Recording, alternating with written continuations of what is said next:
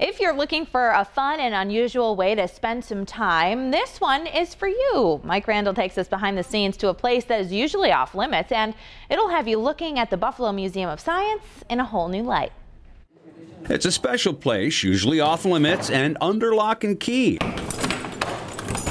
Thousands of special treasures are here in the back rooms of the Buffalo Museum of Science. There's a little bit of this and a little bit of that. Items, artifacts, and collections rarely seen by the public. Come on. Kathy Leacock, Director of Collections, knows her way around here. We keep our items by material type.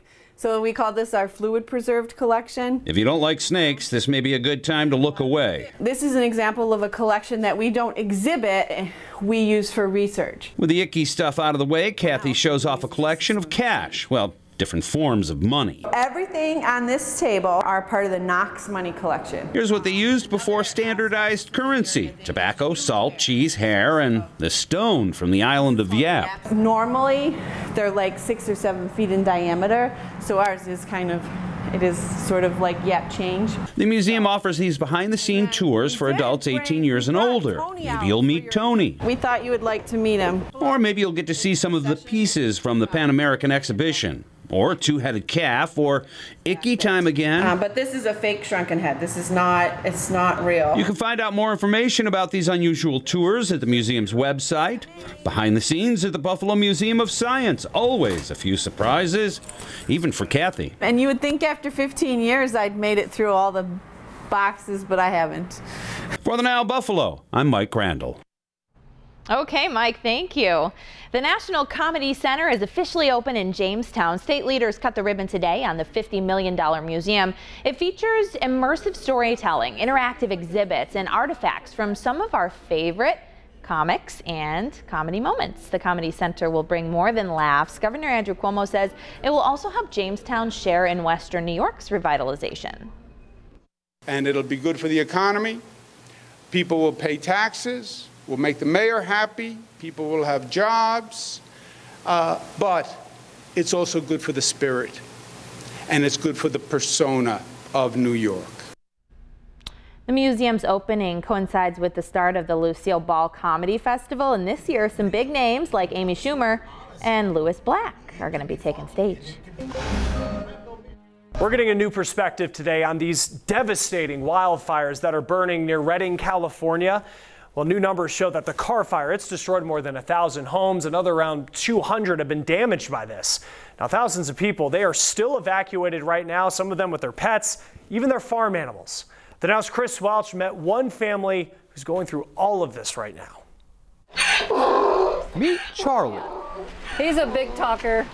There's Lulu. Yay, Lulu! And this is Piglet. She got attacked by a dog, so she's blind in one eye. And this is the woman they're squealing for, Lisa Ellsworth. And these are your family?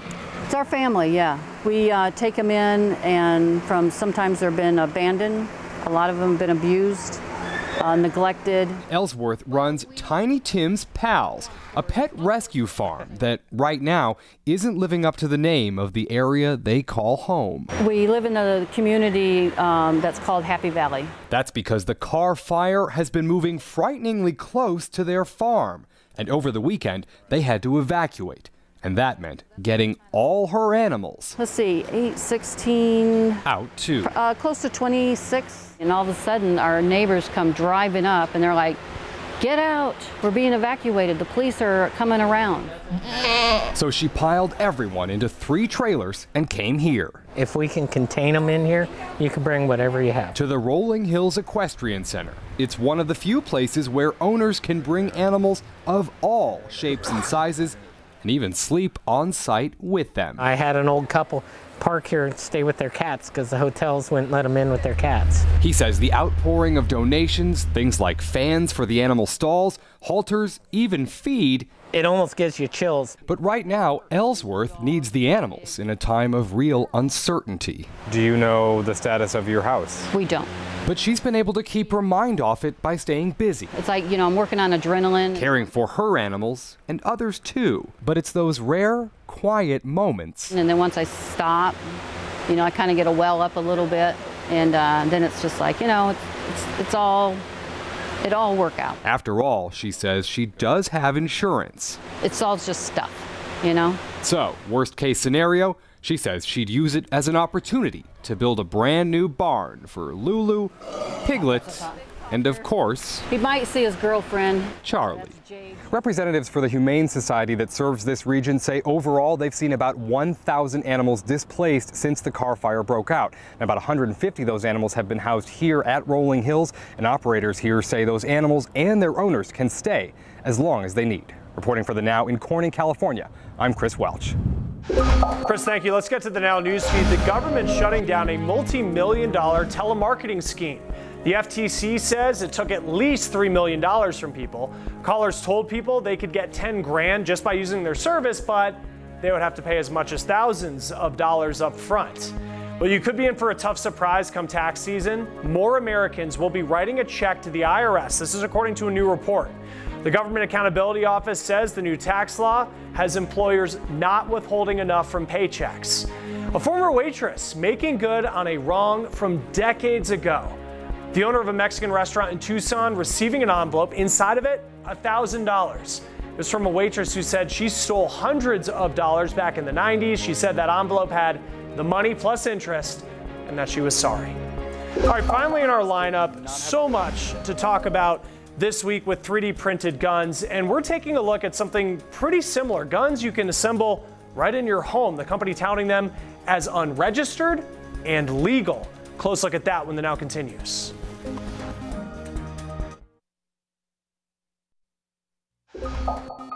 For now, people can't download plans to make a 3D printed gun. They were supposed to go online today.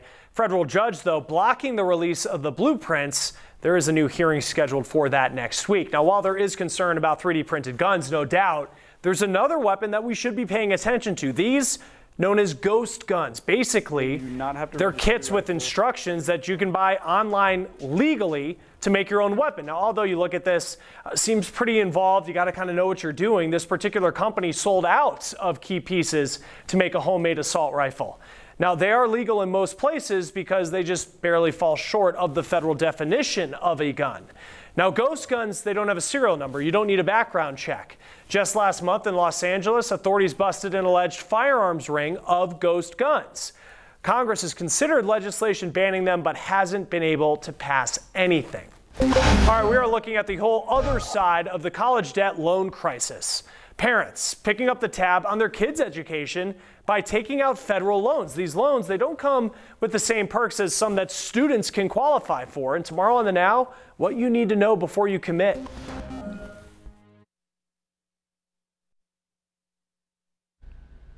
The Niagara County Fair opens today in Lockport, and some new attractions will have you hopping over to check it out. At the new animal exhibit called Down Under Animal Encounters, you can pet and play with kangaroos.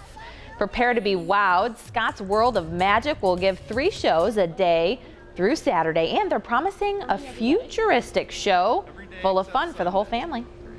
They can expect magic, they can expect excitement, audience participation. As I mentioned, a boy or girl is going to get to float in the air. And the unique thing about the show is we have a real robot that comes out on stage, and the robot floats in the air. We don't want to give too much away, but it's a show you're not going to want to miss.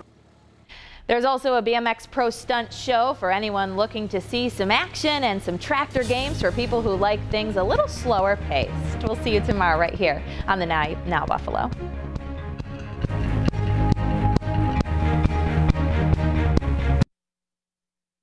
Well, good evening, everyone. I'm Jeff Russo. And I'm Ashley Rowe. Childcare. It's an issue that impacts families across the spectrum, from the jobs we take to the money we make. And tonight, as part of our Hiring 716 initiative, an honest, hard-hitting debate of where we are and where we need to go as we examine Western New York's childcare crisis.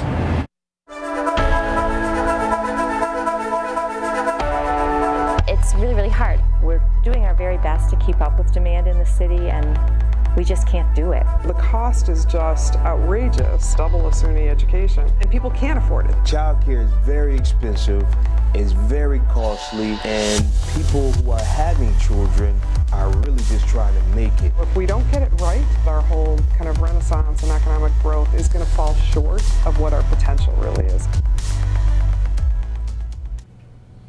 Good evening, and thank you for joining us for our 7 Eyewitness News Hiring 716 special, examining Western New York's child care crisis. Tonight we are broadcasting to you on the air as well as online on both our WKBW app and on our Facebook page from My Precious Angels Daycare Facility, their newest location on Main Street in Buffalo. And we would like to thank and introduce you to our panelists who have volunteered their time and their expertise to join us here tonight for this really important discussion here in Western New York. We'd like to introduce you to Jackie Roberson. He is a single father who is navigating the child care system here in Western New York.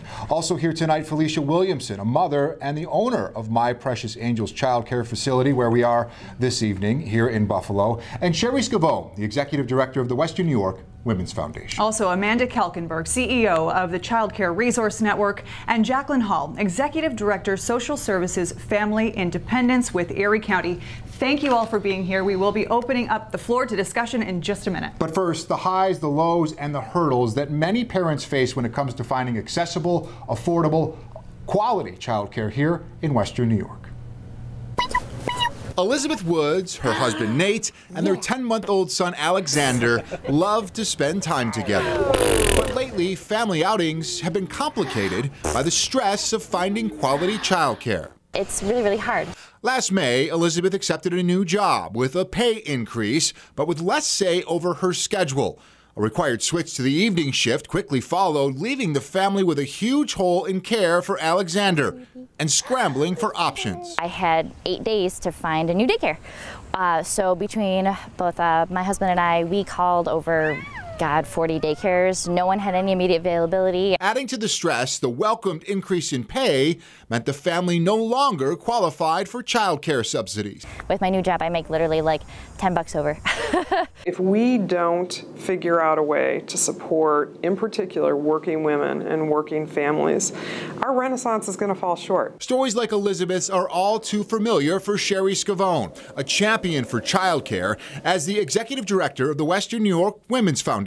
If parents don't have a safe, affordable, accessible place for their children to be during the day while they're at work, they're not going to be able to work. Scavone says quality child care supports economic growth, family stability, and positive child outcomes. But a complicated system and rising costs are often a roadblock for many families. The cost is just outrageous, double a SUNY education. And we're only talking about 1 year for one child. State figures show the average cost of center-based child care in Erie County is $12,000 a year. In 2014, only 17% of eligible children in New York received child care subsidies, and Erie County receives less state funding for subsidies than other comparable counties. There is a social economic divide, clearly, and the people who are maybe upper middle class and above may struggle a little bit to pay $12,000 a year per child. But they live in communities where there's access to quality child care and they're paying for it. Those who do not have the economic means to do that are either choosing less quality programs or they make a choice to not go to work or to shift some other things around and leave their child with family and friends. That may not be the best choice. Scavone says from access to cost, the system is broken. It's a kind of a terrible storm in many parts. It's exceedingly difficult for providers. It's very difficult for workers in the child care business. It's difficult for parents to find and access and afford child care. We have to get our hands around this child care issue. And unfortunately, a whole lot of it is regulatory and comes from the state and even the federal government. They are changes that can't come soon enough for families like the Woods. If we don't get it right, we're going to fail. All right, some strong words to get us started here tonight. If we don't get this right, we will fail. Sherry, this is a cause you work very closely with the Western New York Women's Foundation. What is your view of the state of child care right now in Western New York? Well, child care is in a very precarious state. As we talked about, our renaissance and our workforce growth cannot really succeed if people don't have a safe place for their children to be while they work. It's not working for parents who are looking for quality, who are looking for affordability, and the cost is very high, and also looking for access. There's many areas of our Western New York region that are considered child care deserts. It's not working for the 550 businesses businesses that provide childcare in Erie County alone who have increased regulations, increased costs, and an inability to charge anymore for their product. And it certainly isn't working for the children who really need that care, nor the workers who take care of them, who very often actually qualify for subsidies themselves because they're not earning enough money. And the latest is we're at a critical tipping point with the providers themselves, where they can actually earn more money in fast food and are leaving childcare. And so we don't even have providers to care for the children in the centers that we do have. A fairly bleak reality. You mentioned that it's not working for parents. So Jackie, to you, a single father, what's been your experience navigating this childcare system? Well, you know, I have a son by the name of Elijah. He's 9 years old. And, you know, I was left with the responsibility, the great responsibility of raising a child, my son. And, you know, as a father, you want what's best for your child. So you do what you have to do to make it happen. However, when you're working, you come into this brick wall of accessibility versus quality. And so the thing is that as a parent, you want both for your child. However, there are times in which you just have to choose if you're going to be have a good quality child care environment for your child, or am I going to have to let go of a bill this week because of this $200 or more expense for child care? Felicia, you know this experience, and you turned it, and you took the bull by its horns, and you've opened up My Precious Angels. Tell us about your experience and what led you to that point of opening this child care facility. Well, I was once a working parent like Jackie, trying to maintain a household and working 2 jobs at times, and couldn't find quality child care just so that I can pay the bills. A good friend of mine opened up one in her home, and I decided to do the same thing, get out of the workforce. Like Sherry said, find a better way for my children. So if I couldn't find a quality child care, why not provide it myself? So we started in our home 14 years ago, and it grew large enough for me to say, okay, I need a center, and now we're on our 2nd location. Congratulations. Yeah, and we thank you for having us here again this evening. You're welcome. And that really brings us to choosing the right daycare for your child. And Amanda, as the CEO of the Child Care Resource Network, how do you help families find the right fit? Because there's really a lot to sort through when you're making this decision. There is. We work with hundreds of families every year that are really desperate for an option. We'll have families that call us, they've been offered this new job and they're really unable to accept it because they don't have a child care option to meet their needs. And our agency has some resources that can help families in all types of situations, whether they're going back to work, whether they're going back to school, whether they're just looking for a great program for their children to learn and grow. We have child care navigators on staff who will work individually, one-on-one with any family in Erie County at no charge to help them put together a child care plan. We really think it's important to help families navigate through all of the components of being able to access something that's close to home or close to work, to be able to find resources, to be able to afford childcare, and to be able to identify quality. We like to, no, go ahead. We like to think that our service of, and I'll say it's a little like matchmaking, helps to save families time in identifying programs that may meet their needs, and helps to reassure families that they're choosing a licensed or registered program and have information on what quality looks like for their family. I wanted to jump in there, Amanda, because when you said resources, I'm thinking, okay, we often hear the words quality, safety from parents. This is what they want. We know that there is Quality Stars, this state program that is supposed to be a ratings program. Jacqueline, to talk a little bit more about this program, it isn't very robust, it's not very funded. Tell us more about it. Well, the Universal Rating System is a rating system where it's almost like a hotel rating where you can get, 4 stars, 3 stars, depending on the quality of the hotel or what you're looking for in terms of accessibility or affordability.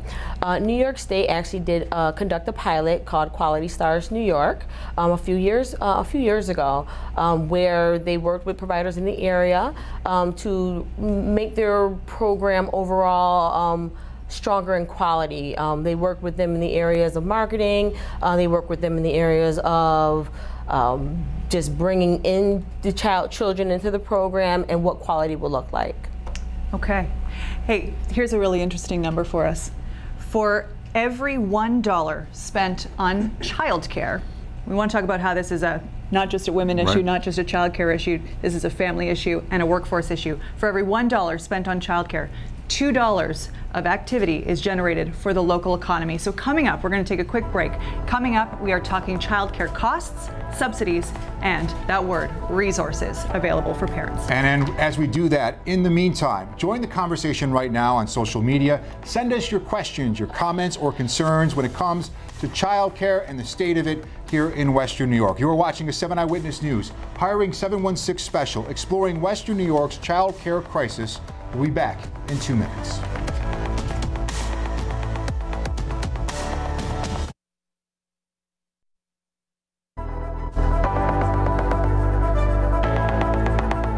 Welcome back to the 7 Eyewitness News Hiring 716 special examining Western New York's child care crisis. Good evening once again.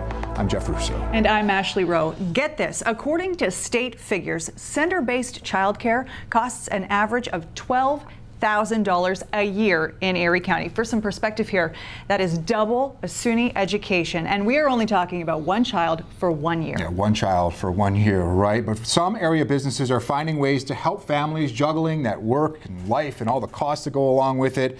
Hiring 716 reporter Ali Tui is taking us inside some local success stories. How is everything? Homemade jam good? Amanda Amico's got a lot on her plate. She's the general manager of the Swan Street Diner in Larkin Square. Thanks, enjoy. She's also a new mom. Both she and her wife work full-time, so daycare conversations began early in their household. She was 4 months pregnant when we started looking. Yeah. And so we thought we were pretty on the ball. Sweet Home Daycare opened at the Larkin at Exchange Building in Buffalo in 2004.